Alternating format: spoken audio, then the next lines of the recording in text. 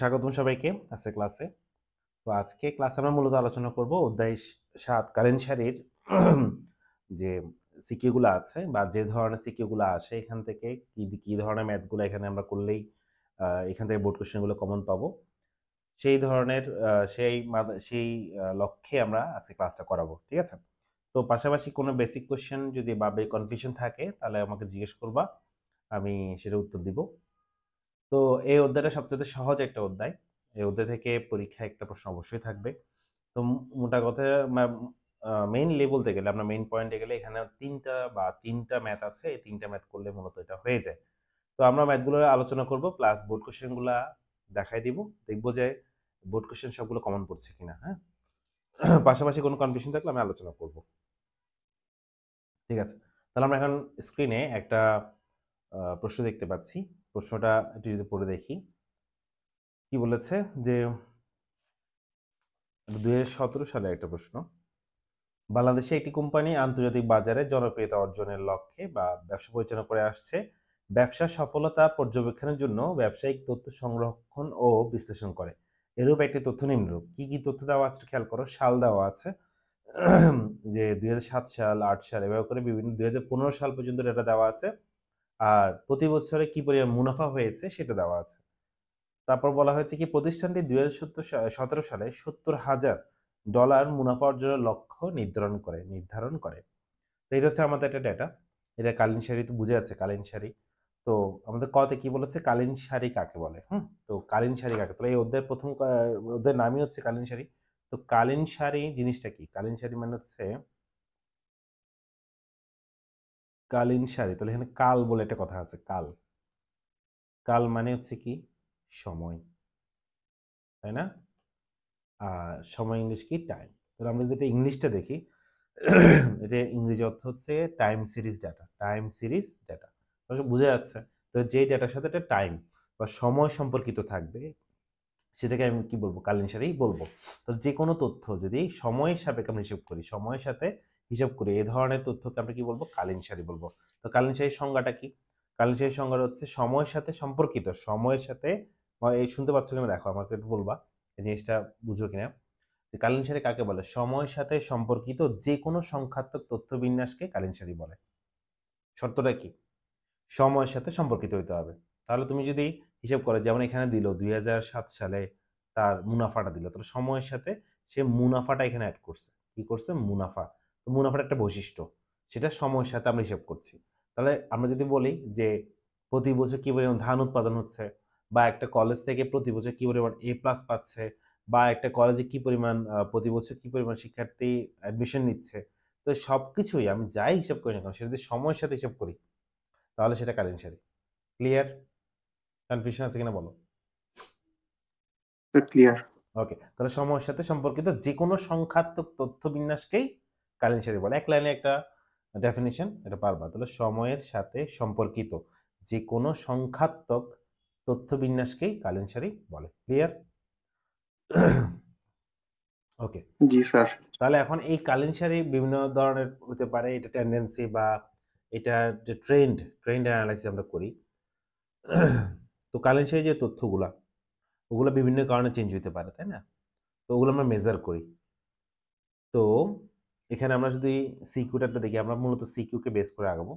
তো সিকিউ খ নাম্বারে কি বলছে? ক নাম্বারটা ক্লিয়ার কালিশরি পারি। তবে খ নাম্বার বলছে পহেলা বৈশাখে কাপড়ের বিক্রি যথেষ্ট পরিমাণে বেড়ে যায়। এটা কিসের প্রভাব? ঠিক আছে?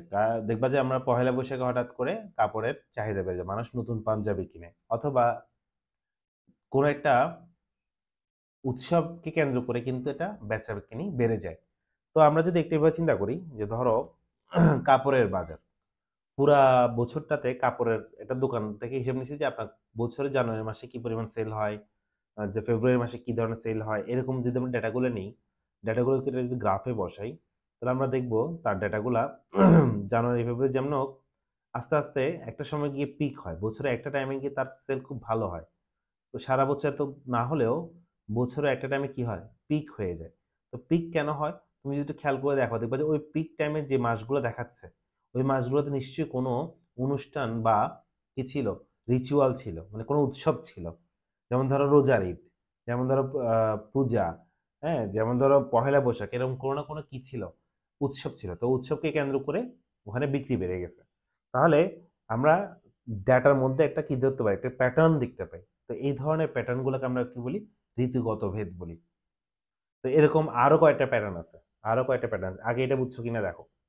তাহলে আমরা যদি যে কোনো একটা মার্কেট বা যে কোনো একটা ডেটা নিয়ে কাজ করি, তো ধরো তুমি একটা ছাতার মার্কেট নিয়ে কথা বলতেছো, তো পুরো দেশে বা একটা একটা নির্দিষ্ট ছাতা ব্যবসায়ীর থেকে তুমি ডেটা নিছো, তো সে কোন মাসে কত সেল করছে এটা দেখলে দেখবা তার সারা বছর কি সেল সেম থাকবে? হুম, একটা ছাতা যে বিক্রি করে তা সারা মাসে কি সেল সেম থাকবে? থাকবে না, তাই না? তো দেখবা যে নির্দিষ্ট একটা টাইমে, বছরের একটা নির্দিষ্ট টাইমে তার ছাতা বিক্রি পরিমাণটা অনেক বেশি। দেখবা যে খেয়াল করে ওই টাইমটা কি ছিল আসলে? একটা বর্ষাকাল ছিল। তো এরকম এই যে তথ্যের মধ্যে যে প্যাটার্নটা দেখতে পাচ্ছি, প্যাটার্নটা কিসের জন্য? বিভিন্ন আচার-আচরণ, উৎসব বা প্রাকৃতিক কারণে, হ্যাঁ? একটা স্পাইক দেখা যায় অথবা একটা প্যাটার্ন দেখা যায়। এই ধরনের প্যাটার্নগুলাকে আমরা বলছি ঋতুগত ভেদ। তো এরকম মোট ৪ টা ভেদ আছে। কয়টা ভেদ আছে? ৪ টা ভেদ। এটাকে আমরা বলি কালীন শাড়ির উপাদান। কি বলি? কালীন শাড়ির উপাদান বলি। তো কালীন শাড়ির উপাদান এরকম হচ্ছে ৪ টা। কি, কি মনে আছে? তো কি? কালীন শাড়ির উপাদান জি ৪ টা। ১ নাম্বার হচ্ছে কি? সাধারণ ধারা, সাধারণ ধারা। ২ নাম্বার হচ্ছে ঋতুগত ভেদ, ঋতুগত ভেদ।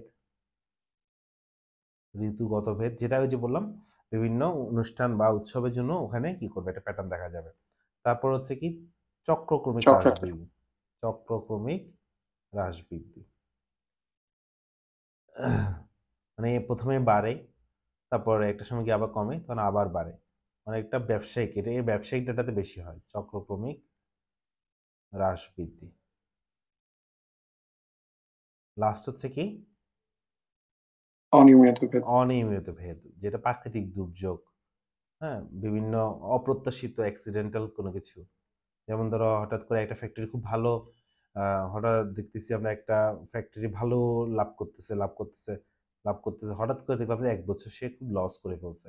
তো খবর নিয়ে দেখবা যে ওই বছর হয়তোবা কোনো কারণে তার দুর্যোগ ঘটছে। কোনো ধরো তোমার আম ফ্যাক্টরিতে আগুন ধরছে অথবা ভূমিকম্পে হইছে বা আ ইকোনমি ক্র্যাশ করছে। বিভিন্ন অনিয়মিত মানে যেটা প্ল্যান না, হ্যাঁ? অপরিকল্পিতভাবে কোনো কিছুর সম্মুখীন হইছে। এই কারণে এটাকে আমরা বলছি অনিয়মিত ভেদ। ঠিক আছে? তা তোমাদের বইতে এই কালীন শাড়ির উপাদান বলতে ৪ টা উপাদান আছে। এই ঋতুগত ভেদ, সাধারণ ধারা, চক্রবর্তী হ্রাস বৃদ্ধি, অনিয়মিত ভেদ। তার মধ্যে শুধুমাত্র সাধারণ ধারাটা নিয়ে আমরা ম্যাথমেটিক্যালি আলোচনা করব। ঠিক আছে? এটা থেকে ম্যাথ আসবে। সাধারণ ধারা। তো সাধারণ ধারা নির্ণয়ের কয়টা পদ্ধতি আছে? ৩ টা পদ্ধতি। সাধারণ ধারা নির্ণয়ের ভালো করে বুঝে নাও। একটা দিয়ে আমি সবগুলো বুঝিয়ে দেওয়ার চেষ্টা করব। সাধারণ ধারা নির্ণয়ের পদ্ধতি আছে তোমার ৩ টা। মনে আছে কি, কি? ১ নাম্বার হচ্ছে কি? মুক্ত হস্ত পদ্ধতি বা জ্যামিতিক পদ্ধতি বা লৈখিক পদ্ধতি। ঠিক আছে? ২ নাম্বার হচ্ছে আধা গড় পদ্ধতি। আধা গড় পদ্ধতি। ৩ নাম্বার হচ্ছে চল্লিশনু গড় পদ্ধতি। চল্লিশনু গড় পদ্ধতি। তাহলে এই ৩ টা থেকে আমাদের ম্যাথ আসবে। তাহলে মুক্তহস্ত পদ্ধতি সাধারণ ধারা নির্ণয় করো, আধা গড় পদ্ধতিতে সাধারণ ধারা নির্ণয় করো, চল্লিশনু গড় পদ্ধতিতে সাধারণ ধারা নির্ণয় করো। এটাই আমাদের মেইন কাজ। যেমন ধরো এই প্রশ্নটাতে আমাদের গ তে কি বলছে? ত্রিবর্ষীয় চলমান গড়। চলমান গড় মানে ৪০ টু গড়। চলমান গড় বা ৪০ টু গড়। ৪০ টু গড়, চলমান গড় বা ৪০ টু গড়। ঠিক আছে? একই কথা। আর ঘ নাম্বার বলছে মিসেস রেহানার বক্তব্যের মূল্যায়ন করো। Sorry, message sorry, sorry. এখানে কি বলছে দেখো তো? ঘ নাম্বারে কি বলছে? গ নাম্বারে বলছে উদ্দীপক তথ্য হতে ৩ বছর ভিত্তিক ৪০ টি গড়ের সাহায্যে সাধারণ ধারা নির্ণয়। আর ঘতে বলছে ২০১৭ সালে লক্ষ্য অর্জিত হবে কিনা প্রয়োজনীয় পরিমাপ নির্ণয়পূর্বক তোমার মতামত দাও। তাহলে এখানে একটু এলোমেলো করে আছে। আমি একটা কাজ করি। দেখো এই উদাহরণটা দিয়ে মুক্তহস্ত পদ্ধতিটা দেখাই দিই ১ম এ। হুম? তারপর আধা গড় পদ্ধতি কিভাবে করবা, তারপর ৪০ টি গড় পদ্ধতি কিভাবে করবা সেটা দেখাই দিব। ঠিক আছে? তাহলে এই ৩ টেই আসে বারবার। তো ১ম এ আসো আমরা আমাদের এই যে সৃজনশীলের যে ডেটাটা দেওয়া আছে ওইটার সাহায্যে আমরা মুক্তহস্ত পদ্ধতিতে কিভাবে সাধারণ ধারা নির্ণয় করব সেটা আগে দেখি। তাহলে এখানে একটা মার্ক করি। প্রথমে হচ্ছে মুক্তস্থ পদ্ধতি। সৃজনশীলের আমি এমনভাবে করছি যাতে বাকি সৃজনশীলগুলো আমরা পেরে যাই। তো মুক্তস্থ পদ্ধতিতে সাধারণ ধারা নির্ণয়।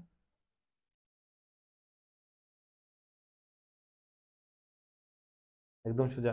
তাহলে আমাদের এখানে কি ডাটা দেওয়া আছে সেটা আমরা একটু ডাটাটা লিখে ফেলি। আমি প্রশ্ন দেখা যাচ্ছে না? সামনে তো প্রশ্ন আছেই না? তাহলে আমরা একটা গ্রাফ পেপার নিব। গ্রাফ পেপারে ধরলাম এটা হচ্ছে আমাদের গ্রাফ পেপার।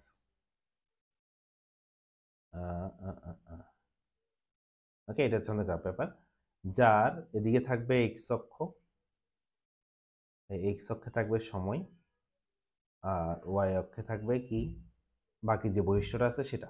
যেমন এখানে আছে মুনাফা, মুনাফাটা থাকবে ওয়াই অক্ষে, মনে থাকবে?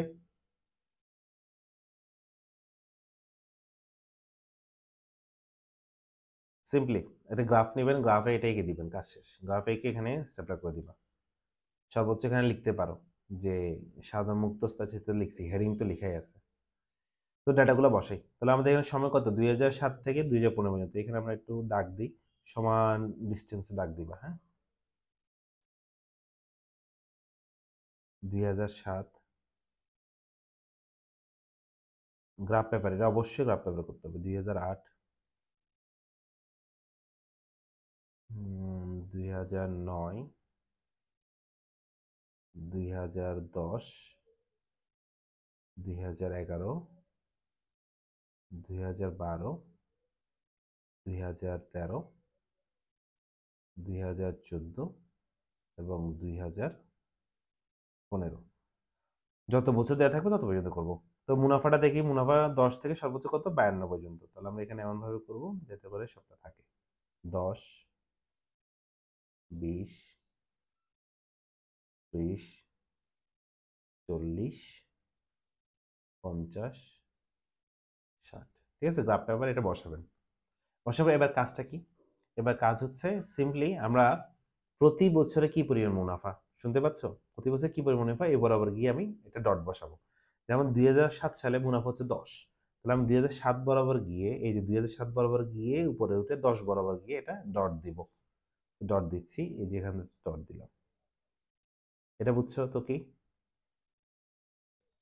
স্যার। আবার 2008-এ কত? 20, তাহলে 2008 বরাবর গিয়ে আমি 20-এ গিয়ে আমি ডট দিব। এভাবে করে প্রত্যেকটা ডট বসাবো। খেয়াল করছো? আঁকতেছো? 2009 সালে হচ্ছে 26, 2009 সালে 26, তাহলে 20-এর উপরে। তো তোমার গ্রাফ পেপার যখন করবা আরো এক্স্যাক্টলি করতে পারবা। 10 সাল হচ্ছে 33, তাহলে 30, 33। আমি আইডিয়া করে দিচ্ছি, তোমরা গ্রাফ পেপারে আঁকবা, দেখবে এক্স্যাক্টলি হবে আরো। তারপরে 2011 সালে 36, তাহলে 35 মাঝামাঝি, তার একটু উপরে দিলেই 36 বুঝে যাবে। 2012 সালে হচ্ছে 43, 40, 43। 2013 সালে 46, 2050 সালে, সরি 14 সালে 50, তারপর 2015 সালে হচ্ছে 52। এভাবে করে আমরা বিন্দু সবগুলো দিয়ে দিব। বসানোটা বুঝছো? জি স্যার। করার পরে এবার আমরা কি করব? স্কেল দিয়ে দুটো দুটো করে পয়েন্ট যোগ করব। স্কেল দিয়ে কিন্তু এটা যোগ করলাম। আমি হয়তো বা যে স্কেল দিয়ে করি, এই দুইটা যোগ করলাম, তারপরে এই দুইটা, আমি অন্য কালার নেই তাহলে বুঝতে সুবিধা হবে। এই যোগ করলাম, যোগ করলাম, দুটো দুটো করে যোগ করে দেব।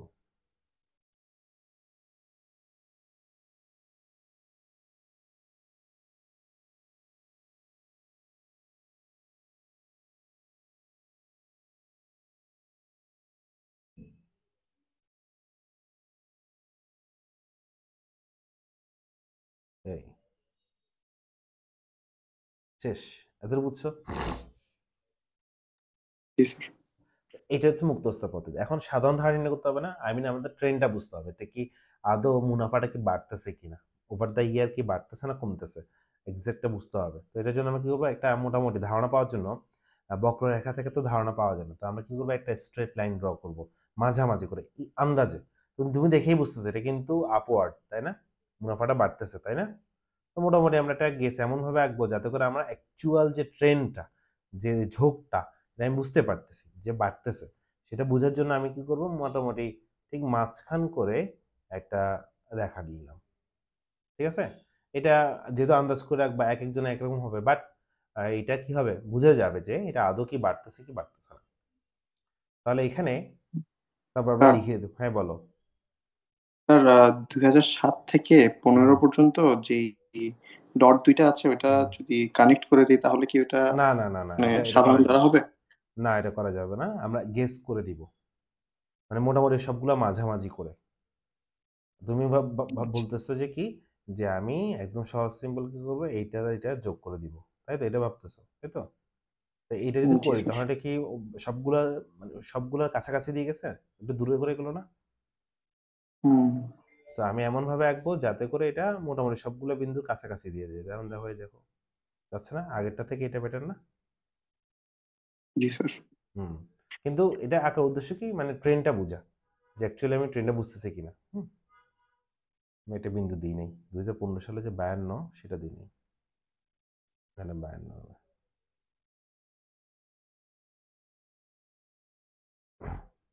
বুঝে আসছে? জি স্যার।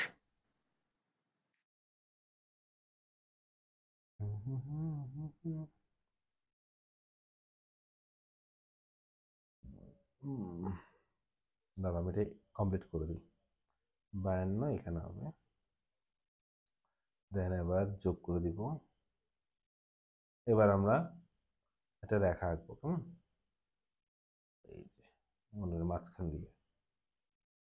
তাহলে এখানে স্যার এই কোনটাকে, বক্ররেখা, হুম, সরি স্যার, স্যার বক্ররেখা যদি সাধারণ ধারাটা যদি প্রায় সিমিলার হয়ে যায় তখন তো স্যার সমস্যা বোঝা নেই, যাবে না সমস্যা নেই, গ্রাফে। একটু অনেক সময় হয়, কারণ কম ডেটা থাকলে একটা প্রবলেম হয় যে স্যার দেখতে দুটোটা কাছাকাছি হয়ে যায়, সমস্যা নেই। তাহলে যেটা বক্ররেখা সেটা হচ্ছে কালীন রেখা। কি রেখা?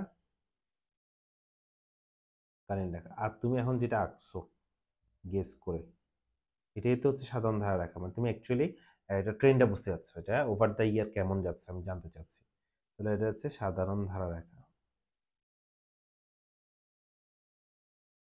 মনে থাকবে? জি স্যার। তাহলে এটাই হচ্ছে আমাদের মুক্তস্থ পদ্ধতি সাধারণ ধারা নির্ণয়, এতটুকু করলে নাম্বার পেয়ে যাবা। আর এটা সবচেয়ে সহজ, এটা সবচেয়ে সহজ না? সবচেয়ে সহজ। তো এই জন্য এটাকে আমরা বলি, যদি প্রশ্ন অনেক সময় আসবে যে সবচাইতে সহজ পদ্ধতিতে সাধারণ ধারা নির্ণয় করো, তখন তুমি কোন পদ্ধতিতে করবা? সবচেয়ে সহজ পদ্ধতিতে সাধারণ ধারা নির্ণয় করো, এটা যদি মুক্ত বলে, হস্ত আমি পদ্ধতিতে স্যার। মুক্তস্থ বা এই লৈখিক পদ্ধতিতে করে ফেলবো। ডান। এবার আসো আমরা আধা গড় পদ্ধতিতে সাধারণ ধারা নির্ণয় করবো। কি পদ্ধতিতে? আধা গড় পদ্ধতিতে। এবার আসো,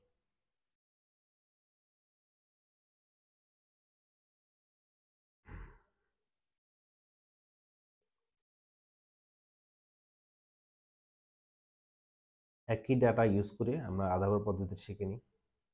আধা গড়, আধা গড় মানে অর্ধেক গড়, তাই না? আধা গড় পদ্ধতিতে সাধারণ ধারা নির্ণয়। তো এটার জন্য আমাদেরকে প্রথমে একটা কি করতে হবে, একটা টেবিল তৈরি করতে হবে। তো আসো, গণনা সারণী,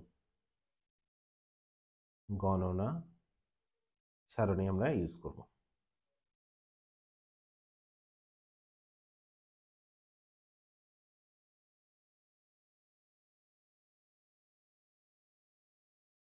কয় বছর আছে এটা? 2, 4, 6, 8।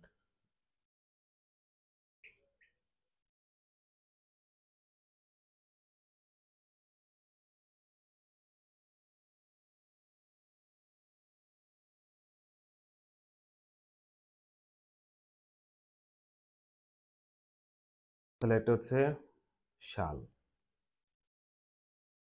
আর এটা হচ্ছে মুনাফা।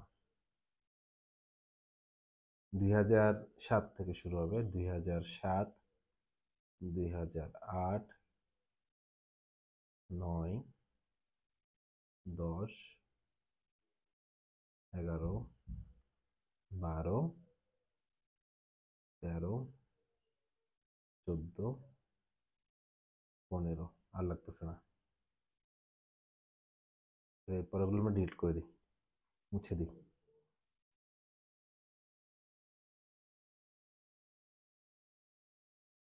তাহলে আধা ঘর পদ্ধতি কিভাবে করতেছি খেয়াল করো। এটা সারণী করব। তো মুনাফাগুলো লিখে ফেলি। 10, 20, 26, 10, 10, 20, 26, 33, 36, 43, 46, 50, 52। তো আধা গড় এখানে লিখবো, আধা গড় মানে অর্ধেকের গড়। তো আমরা কি করবো জানো, আমরা পুরা যে তথ্যটা দেওয়া আছে তথ্যটাকে সমান 2 ভাগে ভাগ করব, মানে অর্ধেকে ভাগ করব। তো আমার এখানে কয় বছর ডেটা আছে বলো তো, কয় বছর ডেটা আছে? 1, 2, বছর। 3, 4, 5, 6, 7, 8, 9 বছর ডেটা আছে। তো সমান 2 ভাগে ভাগ করতে গেলে কি হবে? না স্যার। তো আমরা কি করব, দেখতেছি 4 4 করে 8 করা যায়। তাহলে আমরা প্রথম 4টাকে প্রথম অর্ধেক চিন্তা করব, দ্বিতীয় 4 শেষের 4টাকে দ্বিতীয় অর্ধেক। তাহলে মাঝখানে এটা কি আছে, রয়ে যাচ্ছে না? মাঝখানে এটা রয়ে যাচ্ছে না? তো আমরা কি করবো, এটাকে বাদ দিয়ে দিব। এটা কি করব, বাদ দিয়ে দিব। যদি এখানে এটা খেয়াল করো, যদি এখানে 8টা সাল হইতো তাহলে তোমাকে বাদ দেওয়ার প্রয়োজন হয়েছে? প্রয়োজন হতো? 4 4 করে ভাগ করা যেত না? এটা কথা বলো। জি স্যার। যদি 8 বছর ডাটা থাকতো তাহলে আমরা কিন্তু সহজেই 2 ভাগে ভাগ করতে পারতাম। 4 বছর উপরে এরকম করে একটা দাগ দিয়ে ভাগ করে ফেলতে পারতাম, তাই না? কিন্তু এখন এখানে তো 9 বছর, মানে বিজোড় সংখ্যক আছে। তো বিজোড় সংখ্যক হলে দেখবা যে মাঝখানে এটা রয়ে যাবে। তো আমরা কি করবো, ওই মাঝখানেটাকে বাদ দিয়ে দিব, মানে ওটাকে গণনায় ধরবো না। মনে থাকবে? জি স্যার। আচ্ছা, তাহলে এখানে বিজোড় সংখ্যক আছে বিধায় আমি এখানে এই যে করলাম।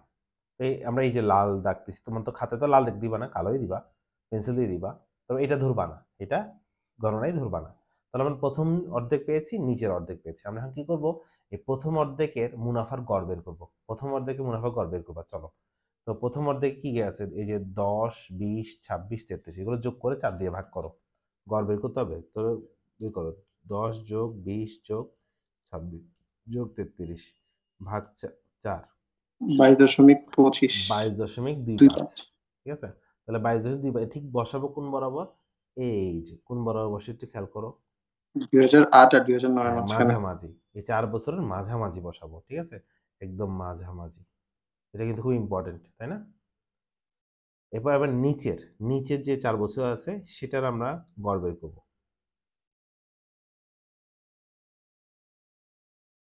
ভাগ 4। 47.75। 47.75। এই 47.75। এই এতটুকু করলে আমার কাজ শেষ। কাজ এতটুকু বুঝছি। জি স্যার। আচ্ছা। তাহলে এবার আমরা কি করব, গ্রাফে চলে যাবো আবার। এবার গ্রাফে গিয়ে আমরা 2টা মান বসাবো। এই 2টা মানকে বসাবো। এই 2টা মানকে আমরা গ্রাফে বসাবো। তো কাজ এত বেশি নেই। চলো আমরা গ্রাফ অঙ্কন করি। তাহলে এটা হচ্ছে লেখচিত্র।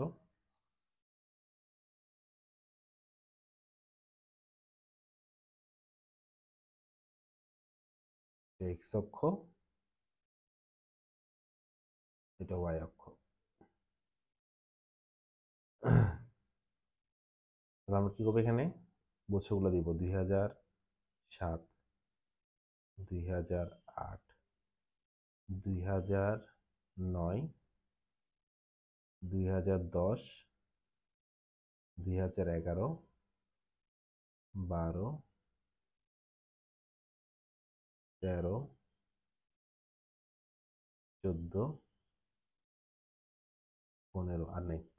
আর এদিকে সর্বনিম্ন কত, 10 থেকে 52 পর্যন্ত। তাহলে এখানে উল্লেখ করি 10, 20, 30, 40, 50, 60। এবার আমরা কি করবো দেখো, এখানে 2টা মান পাইছি না?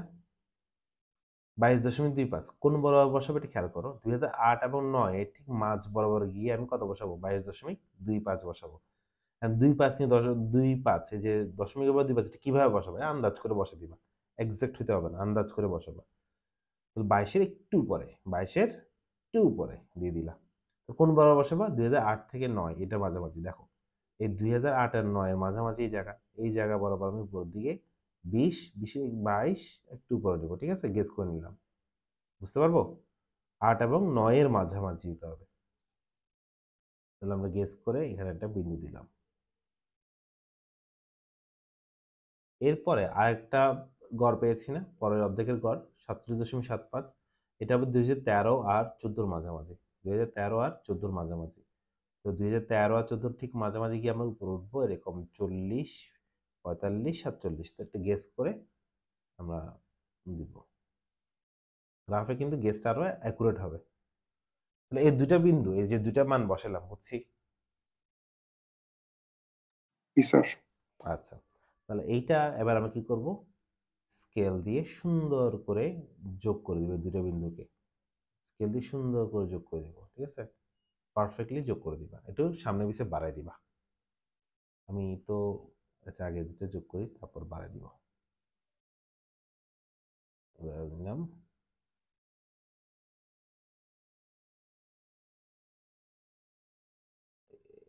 ধরতেছে না কেন? ধরছে। দেখছো? এটা একটা সমস্যা হয়। আচ্ছা আশা করি বুঝবা।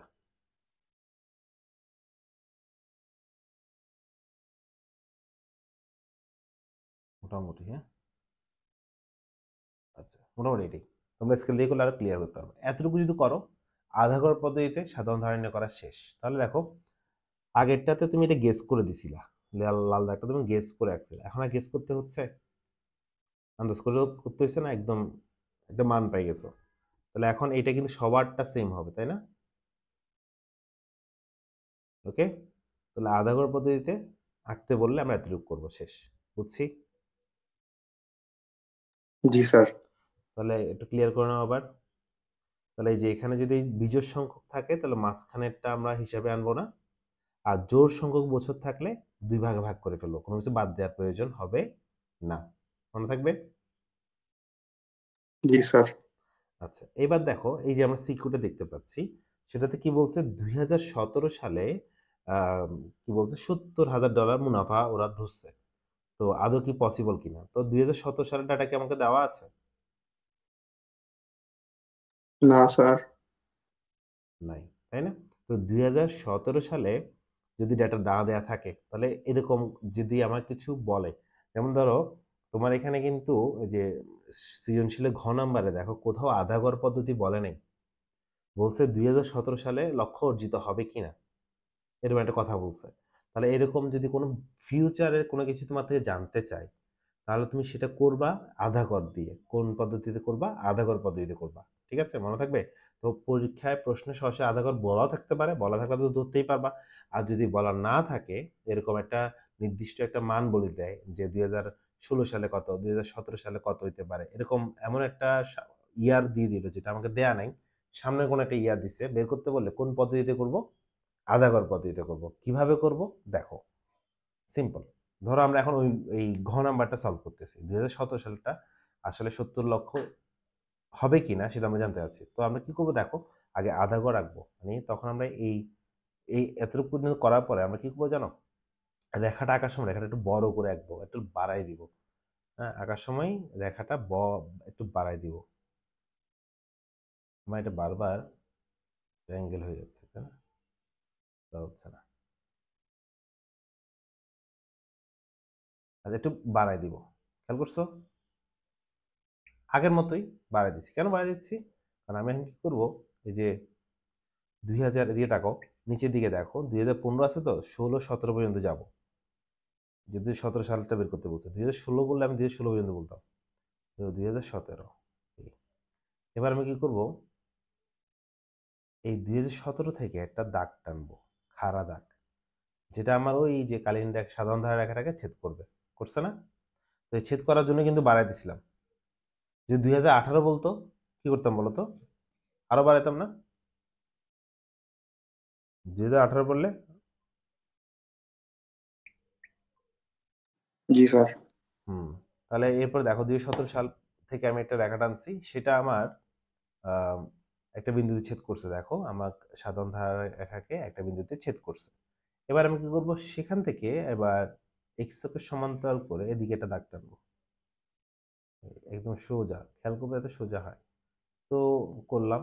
তো আমি যেটা আঁকছি, তোমার গ্রাফ আঁকতে গেলে হইতে পারে ঠিক আমারটা কিন্তু, আমার থেকে তুমি কি শিখবা, নিয়মটা শিখবা, এক্সাক্ট আঁকাটা তুমি গ্রাফে আঁকবা। যেহেতু আমি গ্রাফে আঁকতেছি না, তো আমারটা থেকে তুমি এক্সাক্ট রেজাল্টে যাবা না, তুমি এখান থেকে ধারণা নিবা যে এইভাবে আঁকতে হবে, একদম এক্স অক্ষের সমান্তরাল করে, যেন বাঁকা না হয়।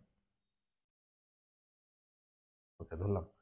তো আমাদের এখানে যে আমারটাতে দেখো তো, সে কি 70 ধরতে পারছে? এখানে তো 70 হওয়ার কথা, 70 হচ্ছে এখানে। তো এখানে কি 70 হয়েছে আদৌ, মানে আমার চিত্রে? না স্যার, হয় নাই। তাহলে কি লক্ষ্য অর্জন করতে পারবে? পারবে না। তাহলে আমরা বলে দিব যে চিত্রতে দেখতে পাচ্ছি যে 2017 সালে 70 এই হাজার মুনাফা অর্জন লক্ষ্য সম্ভব হবে না। ঠিক আছে, এটা লিখে দিব। তাহলে আধাঘর কিভাবে করবো বুঝছি। প্লাস প্রশ্নে আধাঘর বলে দিলে তো ভালো, না বলে দিলে ভবিষ্যতে কোনো মান যদি বের করতে বলে, তখন আমরা কোন পদ্ধতি অবলম্বন করব? আধাঘর পদ্ধতি অবলম্বন করব। ক্লিয়ার? স্যার। হুম, জি স্যার। গুড। আচ্ছা, একটা কাজ করে আমি তোমাকে আবার লিংক পাঠাচ্ছি, যুক্ত হয়ে যাও।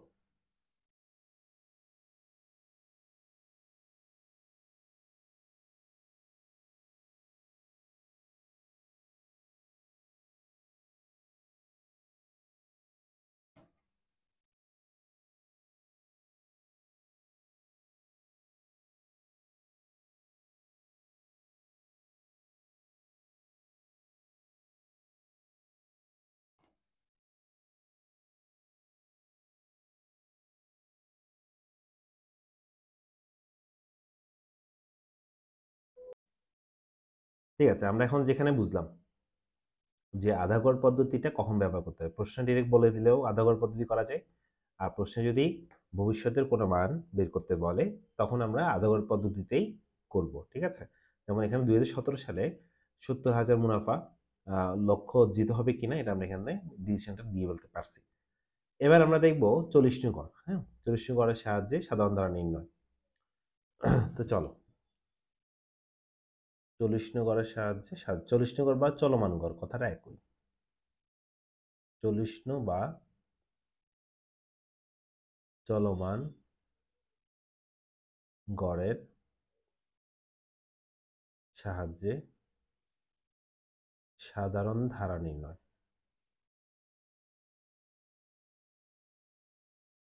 তো ধরো আমাদের এই যে প্রশ্নটা দেখতে পাচ্ছি, সেটা দিয়ে আমরা করে দেখাই।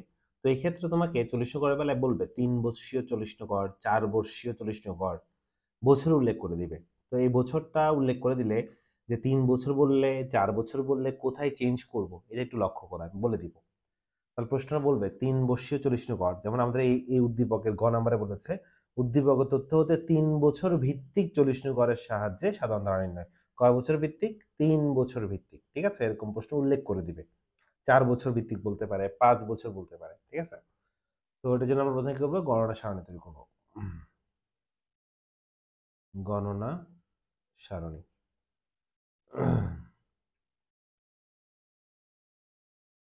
এই গণনা সারণীটা একটু সতর্কতার সাথে করতে হবে।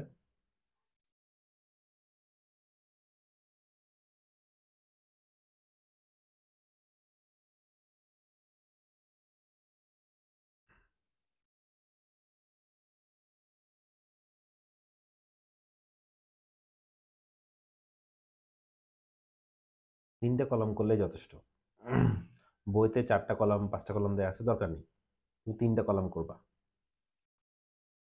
এখানে সাল বা বছর যা বলবে, মুনাফা, আর এখানে 40 নং গড় সরাসরি। বইতে 40 নং সমষ্টি দেওয়া আছে, দরকার নেই, আমরা 40 নং গড় কাজ যত কমানো যায়। 2007, 2008, 9, 10, 11, 12, 13, 14, 15, 16, সরি 16 তো নাই, তাহলে এতটুকু রাখি, বাকিগুলো আমরা ডিলিট করে দিই, মুছে দিব।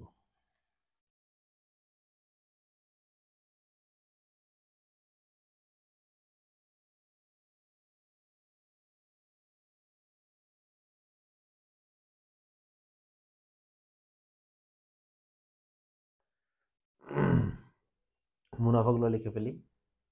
10,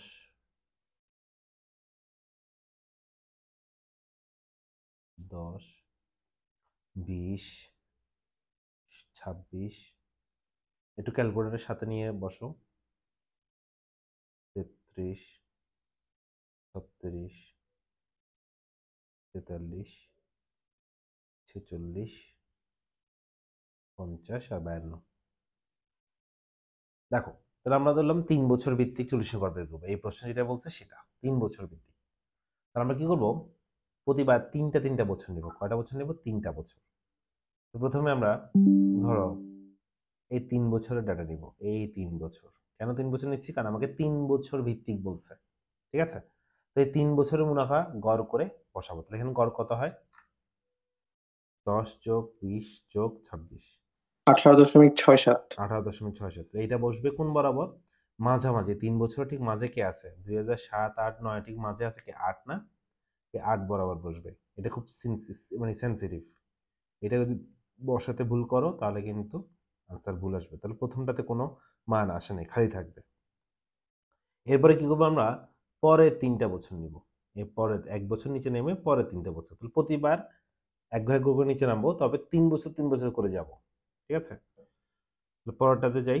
20 যোগ 26 যোগ 33 ভাগ 3 হচ্ছে আবার 26.33। তাহলে এটা বসবে 9 বরাবর, 26.33, ঠিক আছে? এরপরে আবার 3 ঘর নিচে নামবো এভাবে। এই দাগগুলো তোমার প্রশ্ন দেওয়ার দরকার নেই, পেন্সিল দিয়ে দিও, দিয়ে আবার মুছে ফেলিও দরকার হলে, কিন্তু রেখো না, রাখলে একটু অসুন্দর দেখায়। তাহলে এবার আমরা 3 বছর নিই। তাহলে খেয়াল করছো প্রতিবার কয় বছর নিচ্ছি? 3 বছর। কেন? প্রশ্নে আমাকে 3 বছর বলা আছে এই কারণে। তাহলে এখানে হচ্ছে এটা বসাবো 10 বার, 2010 সাল বরাবর। তাহলে 31.67। এরপরে আবার 3 বছর, এই 3 বছর। 33 যোগ 36 যোগ 43 ভাগ 3, 37.33।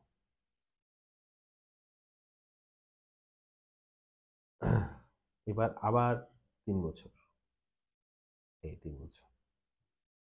36 যোগ 43 যোগ 46 ভাগ 3, 41.67। এরপরে কোন 3 বছর নিব? 1 বছর নিচে নেমে পরের 3টা বছর। 43 যোগ 46 যোগ 50 ভাগ 3, 46.33। এরপরে আবার 3 বছর।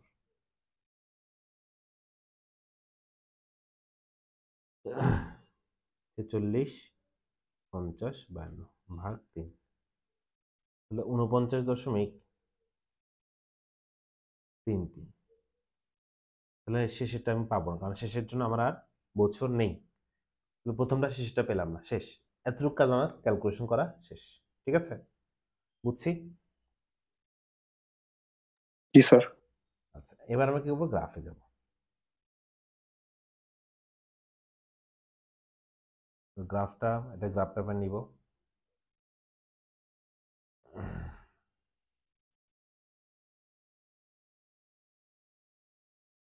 এক্স অক্ষ, ওয়াই অক্ষ।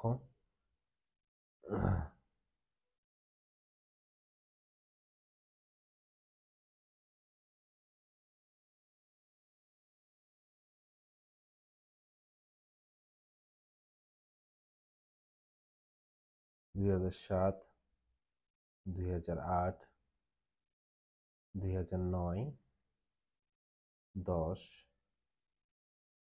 11, 12, 13, 14, 15, দিকে 10,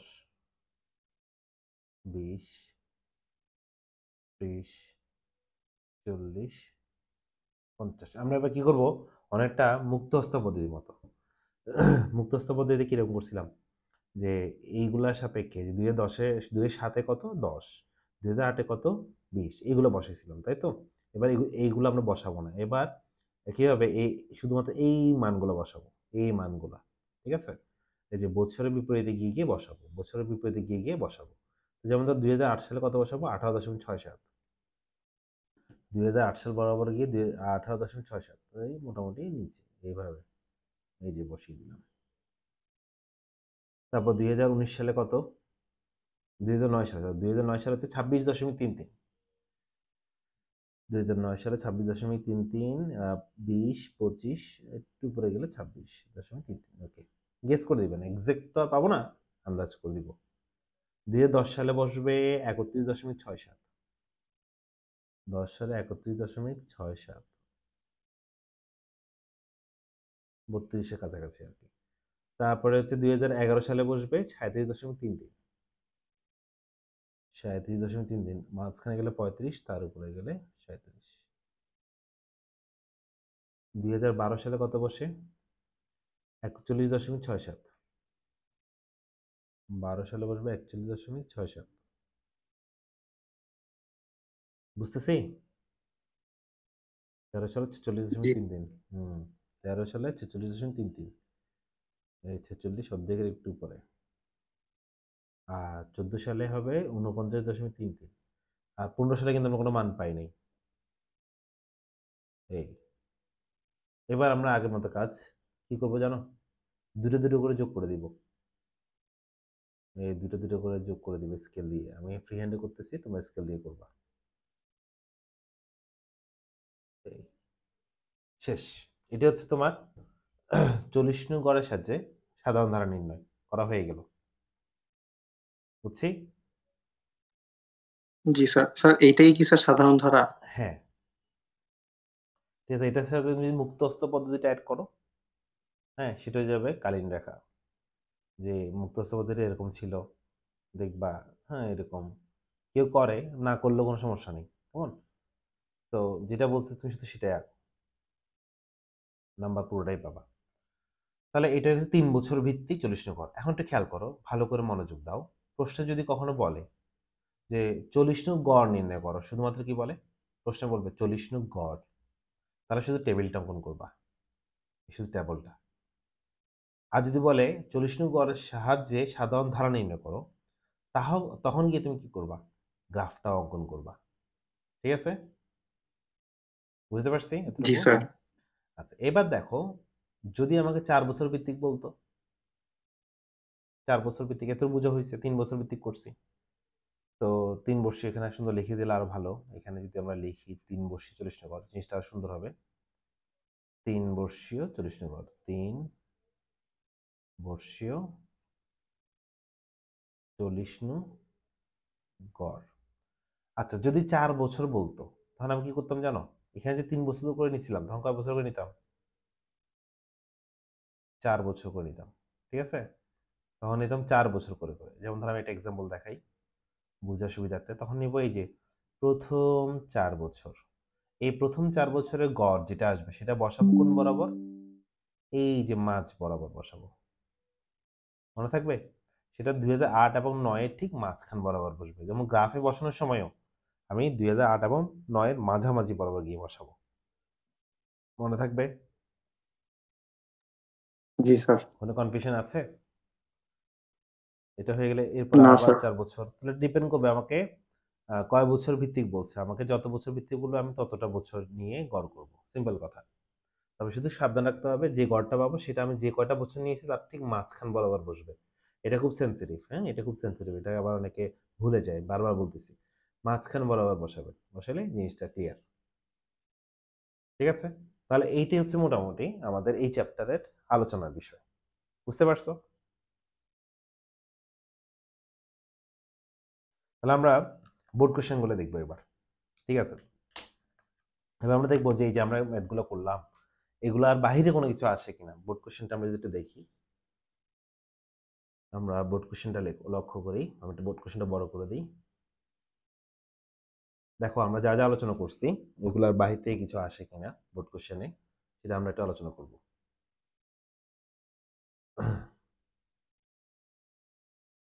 দেখো আমাদের দ্বিতীয় সৃজনশীল, তাহলে এই সৃজনশীলটা তোমরা ক্লিয়ার বুঝতে পারছো। এবার দ্বিতীয় সৃজনশীলটা দেখো তো বুঝো কিনা।